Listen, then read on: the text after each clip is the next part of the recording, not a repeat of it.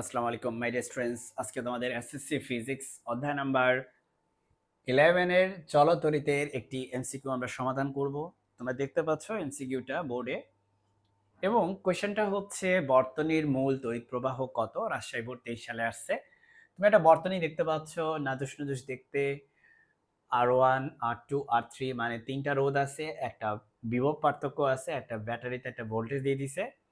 তোমাকে বলছে মূল প্রবাহ কত। মাই ডিয়ার স্টুডেন্টস, এখানে একটা ক্রুশিয়াল পয়েন্ট আছে। বর্তনীর মূল প্রবাহ বুঝতে হলে তোমাকে বুঝতে হবে বর্তনীর এই যে রোধগুলো R1 R2 R3 এরা কি সিরিজে আছে নাকি এরা হচ্ছে প্যারালেলি আছে, এটা তোমাকে সবার আগে বুঝতে হবে। ওকে, তো সেজন্য আমরা হচ্ছে একটা মেথড ইউজ করব, ইলেকট্রিক্যাল পয়েন্ট মেথড।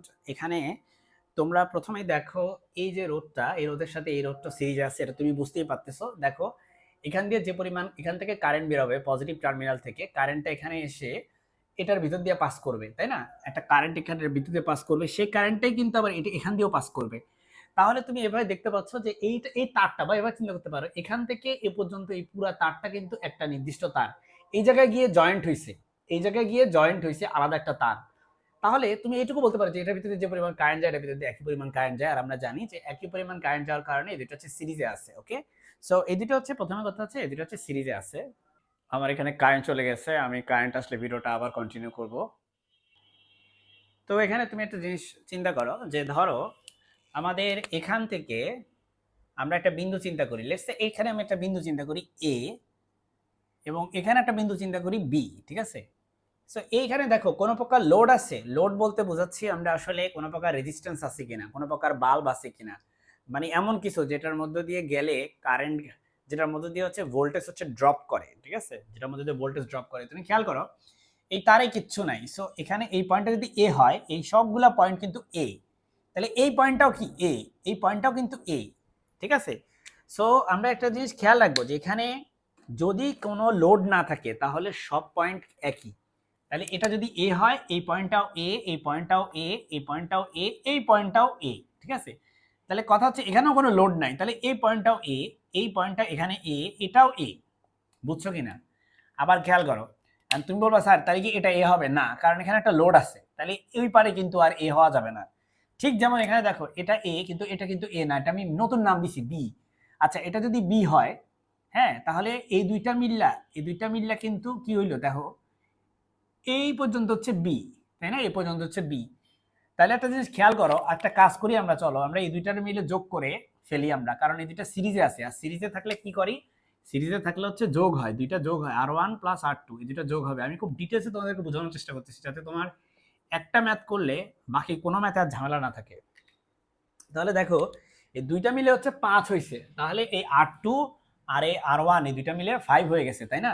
তাহলে চলো এটাকে আমি বাদ দিয়ে দিই, এটাকে ধরো আমি এখান থেকে বাদ দিয়ে দিছি। তাহলে এখানে এখন কানেকশন দিয়ে দিছি, তাহলে দুইটা রোধ মিলে এখন নতুন রোধ হয়েছে আর এস, যেটার মান হয়ে গেছে কত, যেটার মান হয়ে গেছে 5 ওম, ঠিক আছে? যেটার মান হয়ে গেছে 5 ওম। এখন খেয়াল করো এই যে 5 ওম রোধটা, এই রোধটার তোমার এই পাশে, এই পাশে হচ্ছে এই বিন্দুটা হচ্ছে বি দিছি, এটা এ হইলে এটা বি কেন, কারণ মাঝখানে ভোল্টেজ ড্রপ হয়েছে, তাহলে এই পাশে এ বিন্দু, এটা এটা বি। তাহলে এখানে সব বিন্দু হচ্ছে বি, এটা বি, এটা বি, এটা বি। কারণ কি, কারণ এখানে কোনো প্রকার আর রেজিস্ট্যান্স নাই। যদি একটা রেজিস্ট্যান্স থাকতো তাহলে কিন্তু বি না দিয়ে নতুন নাম দিতে হতো সি, ঠিক আছে? তো ধরো এই এই বিন্দুগুলো সবগুলো হচ্ছে বি, হ্যাঁ, তাহলে এই বিন্দুগুলো কিন্তু সব বি, এটাও বি। এখন খেয়াল করো এই যে রোধটা, এই রোধের দুই প্রান্তে আছে এ আর বি, আর এই রোধেরও দুই প্রান্তে আছে এ আর বি।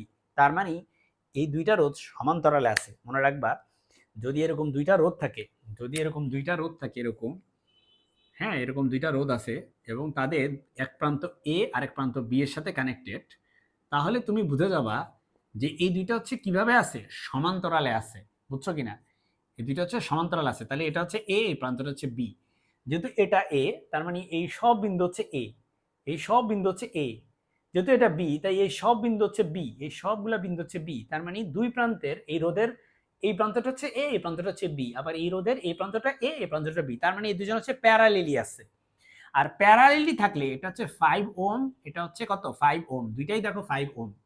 প্যারালেলি থাকলে হিসাব করে কেমনে, দুইটা রোধ যদি প্যারালেলি থাকে তাহলে তুমি সিম্পলি তাদেরকে 2 দিয়ে ভাগ করে দিবা। একই মানের না, দুইটাই তো 5, তাহলে 2 দিয়ে ভাগ করলে এটা হয়ে যায় আড়াই ওম। বুঝতে পারছো আমার কথা? আর তুমি যদি বলো না স্যার আমি সূত্র দেখতে চাই, সূত্র হচ্ছে এরকম 1/r1 প্লাস 1/r2, এরকম আর কি। r1 এর জায়গায় আর এস হবে, এই যেখানে এস। তাহলে 1/5 প্লাস 1/5, 1/5 প্লাস 1/5, এখানে হবে 1/rp।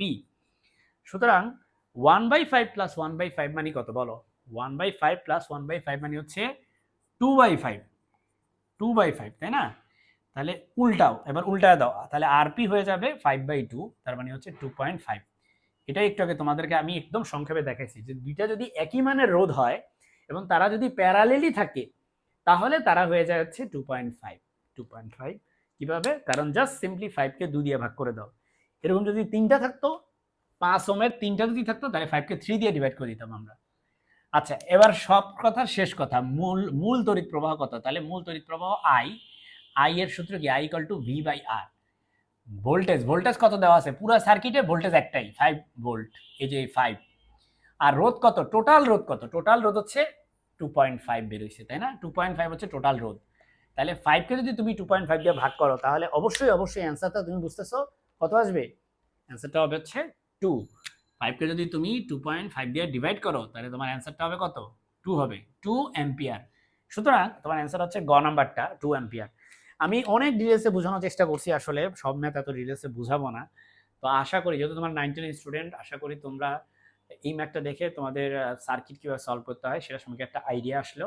আমি তোমাদেরকে ধারাবাহিকভাবে তোমাদের এই টপিকগুলো নিয়ে আমি ভিডিও করতেছি, তোমাদের এমসিকিউ, তোমাদের সিকিউ, তোমাদের বিভিন্ন চ্যাপ্টারের কনসেপ্ট, তোমাদের ফিজিক্স, কেমিস্ট্রি, ম্যাথ, সবগুলা সায়েন্সের সাবজেক্টেরই। সো যদি তুমি আমার চ্যানেলটি সাবস্ক্রাইব করে রাখো, আমি বিশ্বাস করি তোমার উপকার হবে ইনশাআল্লাহ। আসসালামু আলাইকুম।